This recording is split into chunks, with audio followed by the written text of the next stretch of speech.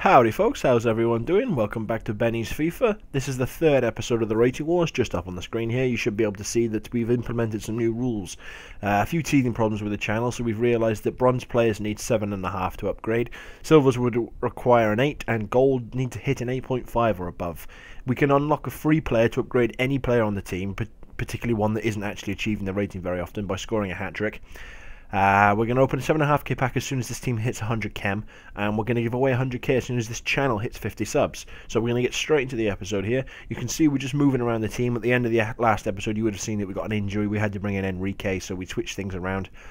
We decided to change formation. We realised that in the 4-4-2, the normal 4-4-2, the standard one, the default formation, it's only really the strikers that get involved in the play. It's only really the strikers that are likely to pick up the rating. So we changed it to a formation that's much more possession-based and team-orientated, a formation that's going to involve a lot more of the players. We have to say goodbye to Ever Banega. No doubt when I finish off a gold team, I'll probably be bringing him back, as he is superb. But as we're going for a full bronze team, there's no room for a gold player in there, even when they're as good as Ever Banega. So we replaced him. Seeing as Ever Banega's hit over 8.5 numerous times, we've upgraded him to Q, K-I-U, a Korean cam from the BBVA. I'm just going to pronounce him as Q because I think that's how you say his name. We go out and pick ourselves up a fitness card. We are running low on fitness on everybody. Usually when you've just started out, the best way to maintain the fitness on your bronze players is when they run low on fitness, quick sell them or put them up on the transfer list and then go out and buy exactly the same player back again with 99 fitness. But as you can see, this episode is all about the manager tasks, and one of the tasks on the checklist is to apply a fitness item. So we went ahead and we bought one of the squad overalls. You can also see here we're picking up some kits. Quite a few of the matches, the kits have been clashing, and I'm going to do what I usually do, go out and pick a predominantly white kit, a predominantly black kit, and then when you've got two completely contrasting kits in colour, it's very, very unlikely that you're going to have both kits you can't use against somebody because both are clashing.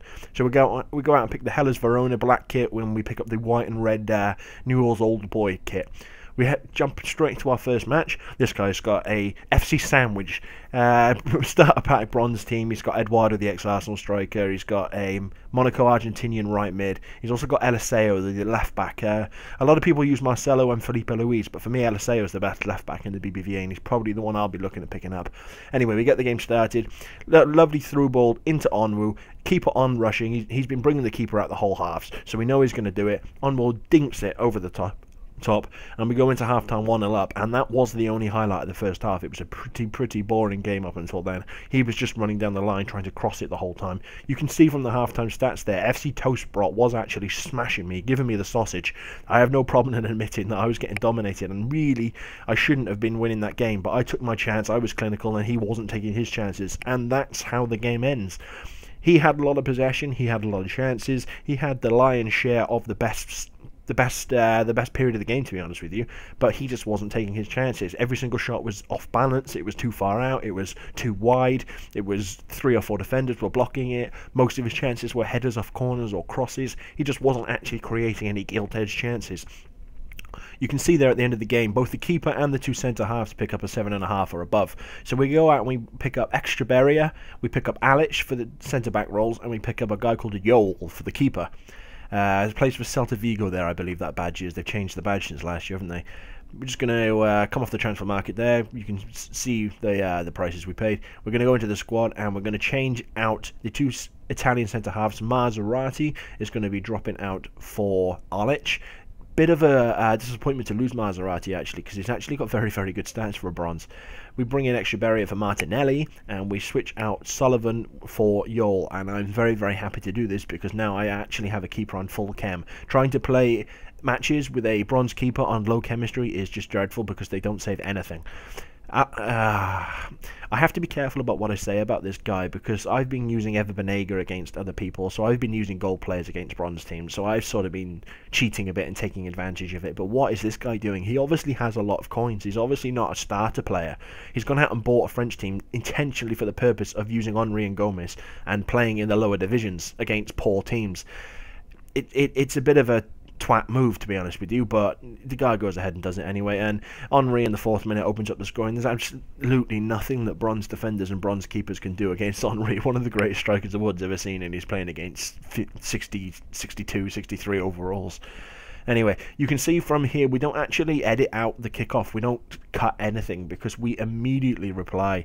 We send it down the left wing. We've got Jürgen running down the left, and I'm desperately attempting to do everything I possibly can with Jürgen because I want him to upgrade. Q, first thing he does, slots through Exposito. Exposito shoots, parried up by the keeper, and Jürgen wins the header and puts it into the far post. And at this point, I'm very, very happy, not just because I've got back into the game, but because one of the players that I desperately, desperately want to be able to upgrade has just scored for me. So the chances of him finishing on a 7.5 overall at the end of the game are pretty high now, even if he doesn't do anything for the rest of the game. You can see here in the 39th minute we've got a throw in. We throw it out to Porto. He nicks it off us with Gomez. Porto cannot deal with Gomez's strength, knocks it off to Henry. First time finesse shot into the top corner, down off the crossbar. It's a lovely finish, actually. I don't really mind him scoring that. He was never actually going to be able to have his shot saved by a bronze keeper, but it's a lovely little finish. You don't often see many cracked down off the underside of the bar. We head into just before half time. Again, I score another just before half time. We switch the corner onto Q. He's got much better set piece stats than who's the guy we had before, Porto. And Berry gets his first goal for us. He's actually very good in the air, very big, very strong. Both him and Alic are your sort of slow but strong, aggressive, large centre backs, almost like bronze Hummels. We go straight into the second half, and then in the 54th minute, he threads a through ball down to Gomez, and he just runs in a straight line, crosses it. Henry pulls off the extra barrier with a low marking stat and nods it in. And it's one of those games where I had to stop him getting any chances, because with those two strikers, every single chance was going to be a goal. So I had to cut off the supply line. So a lot of the game was in midfield. A lot of the game was trying to shut down his midfielders. And I did it for the most part, but every now and again he'd break through, and then there was just no stopping him. We go into the 62nd minute here. Exposito picks up the ball, lays it off to Onwu. He passes it down to Jürgen. He threads it through to Defendi, who's another one of the players that we really, really want to upgrade. So yes, it's sweaty, yes, it's crossing, but Defendi's much more likely to achieve the 7.5 match rating if he picks himself up an assist. So we swing it in, and there's the big boy, big Onwu, fantastic in the air. He grabs himself the equaliser, and we're back to 3-3, and that's how the game ends. And it's a 3-3 draw again on this channel, an Henry hat-trick for him. We're just going to have a look at the match ratings at the end, and does anyone achieve 7.5 or above? No. Onwu does, but he's already one of the upgraded players. Extraberia does, Yol does, but they've already been brought in. The four players, Gunter, Defendi, the left back, and Jürgen are the players I need to upgrade, and no one there achieves a 7.5. So we decided to just apply a few contracts. We go out and we buy ourselves a bronze pack because we need the contracts. Hopefully, maybe we might be able to get ourselves a lovely little bronze player, maybe a squad fitness card as well. But we just needed the contracts, and also it helps with the manager tasks, because one of the manager tasks is changing the badge of the club and changing the ball that you use for your in-games. And usually in a bronze pack you will get a couple of badges, you'll get a couple of footballs, and we do. You can see there we keep the contracts, we put the English player up on the market because English bronze is always profitable. We pick up the Daegu FC badge there. It actually looks a lot better than the one I had before, and you can see in the top left there we're now 8 out of 13 of the manager tasks completed. We change the ball to a Nike Insight. I have no idea if that's a decent ball in real life, but we're now 9 out of 13 on the tasks completed.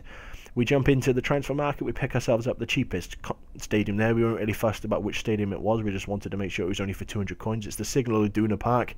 You can see in the top left we're now 10 out of 13 in the manager tasks. We come out of there, and the next team of the week. So we go on and we challenge that, and I'm not going to show you the game. You can see there we win 7-0. We put it on the lowest difficulty setting. We weren't bothered about showing you a decent gameplay or getting some good goals. We just wanted to go out and then thrash them. I got 7-0 up in about the 60th minute, and then just put my controller down and went and made a cup of coffee and let the computer finish the other 30 minutes for me. You can see here we go out and pick ourselves up another fitness card for the team, because a couple of the new players were low on fitness when we bought them, and the two CDMs, especially in this formation, the 4-2-3-1-2, the two CDMs work their socks off, and they get knackered very, very quickly, even if they have high stamina and high endurance. The next manager task is to play an online tournament mode. So we jump into the bronze tournament, and we come up against a full bronze Scottish team here. I'd love to tell you that I know who some of these players are, but I really don't recognise any of them.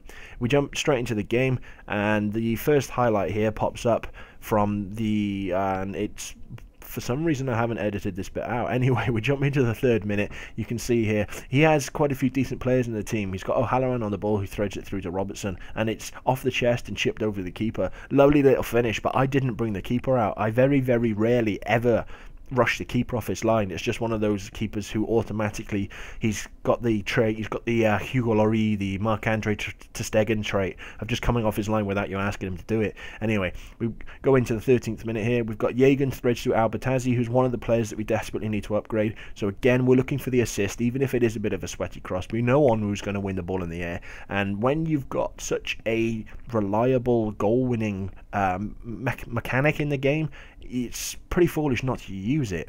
Anyway, we go into the 24th minute here. Sorry, 26th minute. We swing in the cross with Porto, and it's Onwu there again in the air. I just wish this lad was as good with his feet as he is with his head. Onwu slots through Jagan, and in the 45th minute, Jagan, lovely left-footed strike across the unrushing keeper. We're now 3-1 up at half-time, and Jagan's bagged himself another goal, and this time it's further into the match, so it seems as though he's been more evolved. He hasn't just scored very early on and then done nothing for the next 80 minutes. He scored at half-time, which means his rating's likely to be kept higher, which means he's likely to be getting upgraded, which is fantastic news.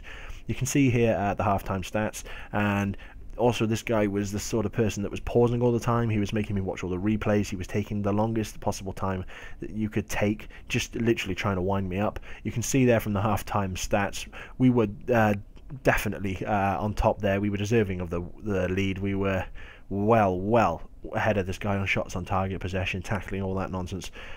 O'Halloran on the ball again, dinks it to the back post, and I believe it's Gunter that keeps getting beat at the back post. When you have a bronze fullback, especially fullbacks with low heading stats, crosses usually, and you can see here it happens again, and this time it's Gunter beaten in the air again. Usually what happens with crosses, especially if someone aims for the back post, it's not the centre back that picks up the man, it's the fullback. So you need to have a good heading stat on your fullbacks to avoid conceding that way. Anyway, you can see here in the second minute, Porto, lovely little work, lovely little shimmy, dinks it into Onwu, takes it off the chest, volleys it into the corner, and it is our first hat-trick hero of the episode. He gets himself a free player upgrade for anyone in the team that isn't up to scratch. Lovely little finish there. I was actually very, very happy when I scored that, because I felt like I was scoring the much better goals of the game, and he was just sort of sweating down the wings, crossing it in, attempting to take advantage of the game's mechanics. And you can see there Greg Wild, I'm not quite sure if his name's Greg Wild, I think Greg Wild's just a famous chef, I believe. Anyway, you can see there he nods it in and makes it 4-4. But in the 85th minute, we stick Q on the corner. He swings it in with that lovely magic left foot of his, and it's big boy Onwu again. He gets his 4th of the game, 3 with the head, 1 with the foot. It's now 4-3 up, and we avoid a 3-3 draw. Oh, sorry, 5-4. What the hell am I on about? Or getting that one there wrong. Guys, I obviously commented on 5 goals, so I'm not quite sure why I thought I'd only scored 4. Anyway, we picked that game up 5-4, and you can see there, Jagan and Albertazzi both achieved the magic 7.5 or above. We are very, very happy about this, because we can finally get them upgraded. You can see there the manager tasks, we're now 12 out of 13. We're almost there. We're almost at the free pack. We jump straight into the transfer market. We pick ourselves up a Raul Garcia for the left back spot. We're just having a look through, and there really was only 2 choices. Raul Garcia had higher defending and higher heading stat, even though he had lower pace. You can see here on the screen, we stumble across the first hurdle on this series. There isn't a bronze left mid in the BBVA. I didn't actually have the imagination or the intelligence to try and switch it to left wing and see if there'd been one converted back, but there definitely is no left mids in the BBVA bronze. So we go out and pick ourselves up a first silver, as Jagan did get above 8 anyway. And it's Orellana. There's a couple of really, really quick players there, but A, we couldn't afford them, and B, I wanted some skills on the team. I wanted someone with 4-star skills. And Orellana, he's got above 80 pace, he's got 4-star weak foot, 4-star skills. He's right-footed on the left-hand side for cutting in. He was the perfect player for me, and he was actually pretty cheap. The final manager task is to go out and apply a chemistry style to one of your players. So you can see here me just bidding on the, buying now on the very, very low. The architects are very cheap. We pick up 2 of them, and we're going to put one on the Cam Q, because we're realizing he's one of those players that a lot of his stats are in the physical side of the game. He doesn't really have much mental skill stats. He's a good passer of the ball, but he's very weak. He's very clumsy. He loses the ball. His dribbling isn't particularly good. He's just quick, and you can use him for little tidy 1-2s. You can see there in the team we switch out Albertazzi for Raul Garcia. Very, very happy to do this. Raul Garcia, as I play with him, is a fantastic upgrade on Albertazzi. We ditch Jagan, we bring in Orellana, and we finally got a bit of skin in the team. We finally got somewhere to build the attacks from.